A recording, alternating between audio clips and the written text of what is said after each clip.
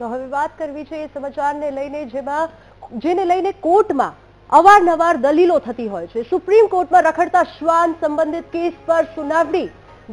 દલીલમાં શ્વાનનો mood, counselling, community dogs જેવા શબ્દો સામે આવ્યા અને શ્વાન પ્રેમીઓની દલીલો સામે જસ્ટિસ વિક્રમનાથનું કડક વલણ પણ સામે આવ્યું છે। વાત ફક્ત કરડવાની નથી, શ્વાનથી ખતરો પણ છે। જજે કહ્યું છે રખડતા શ્વાનથી રસ્તાઓ ખાલી રાખવા પડશે। આ સવાલ પણ ઉઠાવ્યો, તમે એની ઓળખ કેવી રીતે કરશો? સવારમાં કયું શ્વાન કયા મૂડમાં છે એની જાણ કેવી રીતે થશે? શ્વાનની તરફેણમાં કપિલ સિબ્બલે કોર્ટમાં દલીલો પણ કરી છે। જ્યારે પણ હું મંદિરમાં ગયો છું મને ક્યારેય કોઈ શ્વાને કરડ્યું નથી અને તમે નસીબદાર છો, લોકોને કરડી રહ્યા છે, બાળકોને કરડી રહ્યા છે, લોકોના મોત થઈ રહ્યા છે। જજે આ સામે જવાબ આપ્યો છે। અગાઉના આદેશના અમલમાં ઢીલાશ પર કોર્ટની નારાજગી જોવા મળી અને 2024માં ડોગ બાઇટના 37 લાખથી વધુ કેસ નોંધાયા છે। દેશમાં અંદાજે 6.2 કરોડ સ્ટ્રીટ ડોગ્સ હોવાનો ઉલ્લેખ છે, એટલે કે સ્ટ્રે ડોગ્સ ઉપર આખી આ વાત ચાલી રહી છે અને આજે 5 વાતો પણ કોર્ટમાં સામે આવી હતી જેના ઉપર આપણે ચર્ચા કરીશું। આપણી સાથે લાઈવ ગેસ્ટ આપણી સાથે સ્ટુડિયોમાં અહીંયા હાજર છે મધુરેય ત્રિવેદી સર, આપનું ખૂબ સ્વાગત છે। સાથે જ આપણી સાથે વકીલ પણ જોડાઈ ગયા છે, મહેન્દ્ર વોરા એ ઓનલાઈન જોડાયા છે, એ પણ આપણી સાથે અહીંયા જોડાઈ ગયા છે। આ મુદ્દે ઉપર આપણે ચર્ચા કરીશું। સૌપ્રથમ આ બંને ગેસ્ટનું સ્વાગત છે। મધુરેભાઈ, પહેલા હું તમને સવાલ કરીશ કે આ નિર્ણયને આપ કેવી રીતે જુઓ છો? અચ્છા, એટલે નિર્ણય તો જે આવ્યો નથી। આજે કોર્ટમાં બંને સાઈડે દલીલ કરી હતી અને આજે પહેલી વાર એવું થયું હતું કે જે સંસ્થાઓ હતી, ડોગ લવર્સ હતા કે બેઝિકલી એનિમલ લવર્સ હતા, એમની માટે કોર્ટે સાંભળ્યું હતું, સમય આપ્યો હતો। નહીં તો આજ સુધી આ હિયરિંગમાં એવું હતું કે સમય મળ્યો જ નહોતો। એટલે આજે પહેલી વખત એવું થયું કે સમય પૂરતો મળ્યો હતો, બધી દલીલો સાંભળી હતી અને હજી પણ દલીલો બાકી છે ઘણી ખરી। એ બધી દલીલો કાલે કન્ટિન્યુ થશે એવું કોર્ટે જાણ કરી હતી। જી, આ દલીલની વાત આપે કરી, પણ આપ એક પ્રાણી ડોગ લવર તરીકે આપ આ કેવી રીતે આ દલીલને કેવી રીતે આ મુદ્દાને કેવી રીતે જોવો છો? કારણ કે આ ખૂબ ગંભીર મુદ્દો છે। એક તરફ કોર્ટ એવું કહે છે કે જે શાળાઓ છે, કોર્ટ પરિસર છે, હોસ્પિટલ્સ છે, ત્યાં રખડતા શ્વાન ઉપર પ્રતિબંધ હોવો જોઈએ। બરાબર છે, તો આપ શું માનો છો? પ્રતિબંધ તમે લાવો તે સવાલ હતો। તમે એક શ્વાનને ત્યાંથી કાઢો છો તો ત્યાં બીજું ઓટોમેટિક આવી જ જવાનું છે। એને છે ને એક સાયન્ટિફિક રીત એને કહેવાય છે વેક્યુમ ઇફેક્ટ, જે સાયન્ટિફિકલી પ્રૂવન મેથડ છે કે તમે ક્યાંથી પણ કોઈક શ્વાનને હટાવો છો, જે કોમ્યુનિટી ડોગ્સ છે એ ત્યાંથી હટીને એની જગ્યાએ બીજો આવી જશે। તો અત્યારે જે ત્યાં ડોગ્સ રહેતા હતા એ બધા કદાચ ન્યુટર્ડ હશે, એ વેક્સિનેટેડ હશે, એમને તમે ત્યાંથી ધકેલી દેશો અને એની બદલે જે આવશે એ કદાચ રેબીઝવાળા આવશે, કદાચ એ લોકો ન્યુટર્ડ નહીં હોય। એવું તો થવાનું નથી કે આવવાના નથી। આ દેશમાં જેમ તમે કીધું 6.5 કરોડ કૂતરાઓ છે કે શ્વાન છે, તો એનું ધ્યાન કોણ રાખશે? એનું ધ્યાન રાખે છે કોમ્યુનિટી। આજે એક સ્કૂલ છે કે કોલેજ છે, એમાં કદાચ હશે ઘણા બધા કે 70-80% લોકો હશે જેને કોઈ ધ્યાન નહીં રાખતું હોય, પણ 10-15% લોકો એવા પણ હશે જે ધ્યાન રાખતા હશે।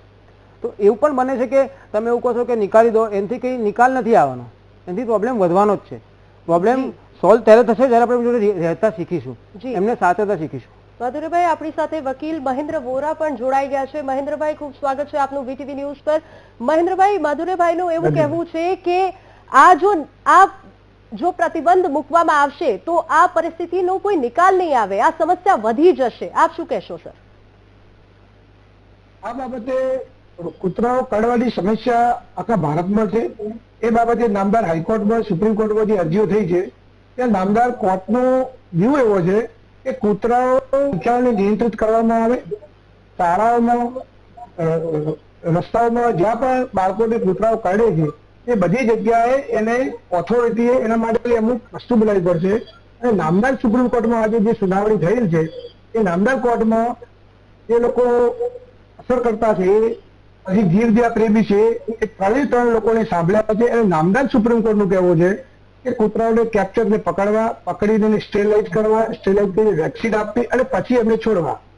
અગાઉ નામદાર સુપ્રીમ કોર્ટમાં જયારે મહિના પહેલા જયારે સુનાવણી થઈ ત્યારે એવું વાત હતી કે કૂતરાઓને પકડી અને છોડી દેવા, પણ એ ઇમ્પોસિબલ છે કારણ કે એના માટે ઇન્ફ્રાસ્ટ્રક્ચર, સેન્ટ્રલ હોમ એ બધા પોસિબલ નથી। પણ એની સામે હાલમાં કૂતરાઓને રસીકરણ કરી, કૂતરાઓને અમુક જગ્યાએ છોડવા અને અમુક રિસ્ટ્રિક્શન રાખવું પડે। હાલના સમયમાં નામદાર હાઈકોર્ટમાં પણ ગઈકાલે કૂતરાઓના લીધે વકીલ સાહેબને કૂતરું કરડે અને એ ઇસ્યુ આજે નામદાર ગુજરાત હાઈકોર્ટના એડવોકેટ એસોસિએશનમાં ચર્ચા થઈ, એના માટે પણ નામદાર હાઈકોર્ટમાં રજૂઆત કરવામાં આવેલ છે. એવી જ રીતે શાળાઓમાં એકલ દોકલ વ્યક્તિઓ બાળકો જતા હોય એને કૂતરાઓ કાઢે છે, એ બાઇક અને બાઇકની પાછળ કૂતરા દોડે તો એના લીધે પણ લોકો હેરાન થાય છે અને બાઇકમાંથી લોકો પડીને ઈજાઓ થાય છે.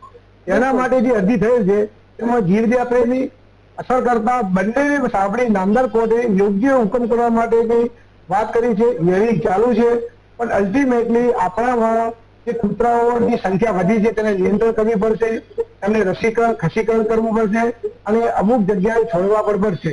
કારણ કે નામદાર કોર્ટના હુકમ પ્રમાણે શેલ્ટર હોમ બનાવવા, એના લીધે ઇન્ફ્રાસ્ટ્રક્ચર જોઈએ, એના માટે એના લીધે બાકી ઘણી એવી સમસ્યાઓ છે કે જે લોકોના હક છે, બાળકોના શિક્ષણના કે જે એમાં પણ પૂરતા પ્લાન ના હોવાથી શેલ્ટર હોમની જગ્યાએ રસીકરણ કરી અને યોગ્ય હુકમ કરવો જોઈએ. એના માટે સુનાવણી ચાલુ છે. અસરકર્તાઓને સાંભળ્યા છે કે જે લોકોને લીધે બાળકોને, બહેનોને અને લોકોને કૂતરાઓ કરડે છે. બીજી બાજુ જે લોકો શ્વાન પ્રેમી છે એમને પણ કોર્ટે કીધેલું છે આજે જે એડવોકેટ સાહેબ હાજર હતા કપિલ સિબ્બલ સાહેબ કે તમને નથી કહ્યું પણ લોકોની સમસ્યા છે, એનું સોલ્યુશન લાવો. એ બાબતમાં જે લોકો વિક્ટીમ હતા વિક્ટીમને પણ કોર્ટે કીધું ફોટા નહીં, અમારે સોલ્યુશન જોઈએ છે.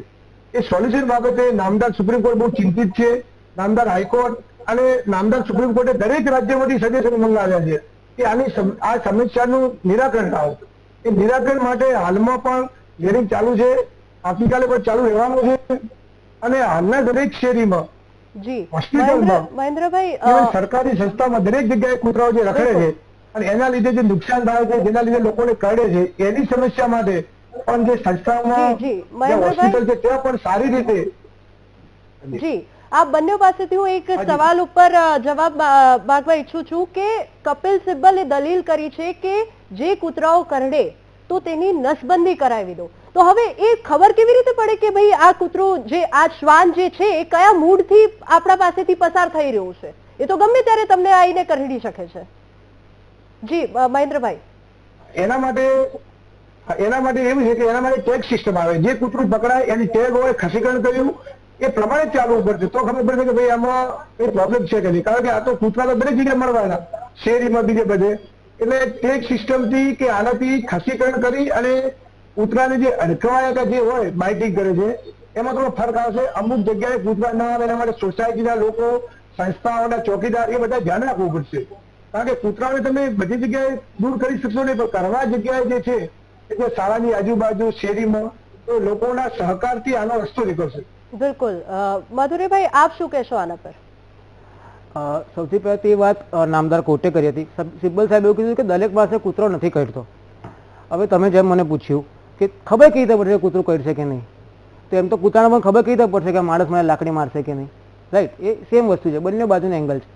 તો આપણે વાત એવી રીતે કરી રહ્યા છે કે અમે બે એંગલ છે. આપણે ખાલી વાત એ જ કહી રહ્યા છે કે એક જીવ છે, એ જીવને તમે ત્યાંથી મોકલી દો, પણ એ જીવ એ કદાચ આપણી પર નિર્ભર છે પણ આપણે નથી જતા. એને કહેવાય છે કોમ્યુનિટી એનિમલ્સ.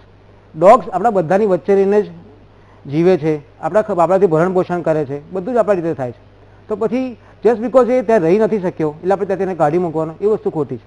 અને વાત એવી હતી કે તમને ખબર કેવી રીતે પડે, તો તમે એને કેર આપો, ધ્યાન રાખો. ઘણી સોસાયટી અમદાવાદમાં એવી છે જેમના કૂતરાઓને ખવડાવે છે, સાચી સરસ રીતે રાખે છે, સાચવે છે, તો ત્યાં કોઈ એગ્રેસિવ ડોગની કમ્પ્લેન આવતી જ નથી અને તમને અધરક મળી રહેશે. જેમ આપણી ઘણી કોલેજો છે, સ્કૂલો છે, યુનિવર્સિટી છે અમદાવાદમાં જે એમના ડોગ્સને સાચવે છે અને ડોગ સાચવે છે, સ્ટુડન્ટ સાચવે છે, ટીચર્સ સાચવે છે, ધ્યાન રાખે છે કે કોઈ બધા સ્ટેરિલાઇઝ છે, વેક્સિનેટ છે, તો ધ્યાન રાખવું જ પડે. જે કોર્ટે આજે કીધું કે બધા સ્ટેરિલાઇઝ હોવા જોઈએ, વેક્સિનેટ કરવા જોઈએ અને પાછી જગ્યાએ છોડવા જોઈએ, એ મુદ્દા પર તો અમે પણ એગ્રી કરીએ છીએ કે મુદ્દો હોવો જ જોઈએ. જી જી જી મહેન્દ્રભાઈ અને માધુરીભાઈ આપ બંને જોડાયા બદલ ખૂબ ખૂબ આભાર.